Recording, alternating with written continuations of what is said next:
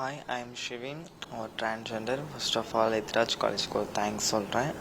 என் சேர்மேனுக்கும் சரி என் பிரின்சிபலுக்கு எல்லாத்துக்கும் தேங்க்ஸ். நான் வந்து கோடம்பாக்கத்துலேருந்து வரேன். எனக்கு வந்து டிரான்ஸ்ஜெண்டராக இருந்து ஃபஸ்ட்டாக எத்ராஜ் காலேஜில் எனக்கு வந்து பிகாம் சிஎஸ் சீட் கொடுத்துருக்குறாங்க. என்னோட மாமும் சரி என் டிரான்ஸ்ஜெண்டர் மாமும் வந்திருக்கிறாங்க.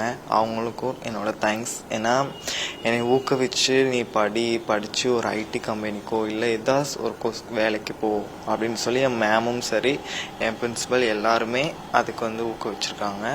அதனால் நான் படித்து எப்படியா ஒரு வேலைக்கு ஐடிக்கு வேலைக்கு போகணுன்னு ஒரு ஆசைப்பட்றேன். ஓகே, எதிர்பார்த்தீங்களா இப்போது இந்த மாதிரி ஒரு காலேஜஸ் நம்மளுக்கு ஒரு சீட் கொடுப்பாங்க அப்படின்ட்டு?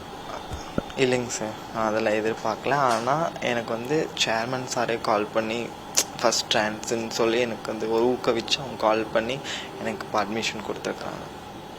சமுதாயத்தில் திருநங்கைகளை வந்து ஒதுக்கக்கூடிய நிலையில் இருக்கக்கூடிய ஒரு சமுதாயத்தில் இப்போ இந்த மாதிரி கல்லூரியில் வந்து சீட்டு வழங்கத்தும் அதே மாதிரி இதற்கு முன்னாடி ஒரு திருநங்கை ப்ரொஃபஸர் ஆயிருக்காங்க, அதெல்லாம் நீங்கள் எப்படி பார்க்குறீங்க?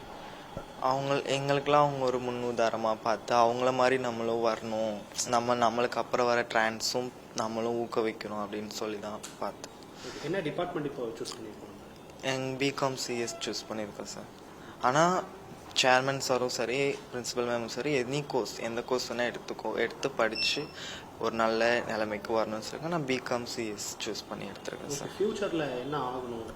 ஒரு ஐடிக்கு வேலைக்கு போகணும் ஒரு அதுக்கப்புறம் வர டிரான்ஸ்ஜெண்டர்களுக்கும் படித்து ஏதோ முன்னேற்றம் கொண்டு வந்து நம்ம காலேஜ்லேயே சீட் வாங்கி கொடுக்கணும். அப்பா அம்மாலாம் இல்லை சார். நான் என்னோட அண்ணா சிஸ்டர்ஸ் கூட மட்டும்தான் இருந்தேன். பட் என்னோட மதராக இப்போ இருக்கிறது என் மாம் மட்டும்தான். என் மாம் பேர் சாக்ஷி. எங்களோட ஆண்டி இருக்கிறாங்க, அவங்க தான் என்னை கேர் பண்ணி பார்த்துக்கிட்டு என்னை ஊக்குவிச்சு இது பண்ணது அவங்க தான்.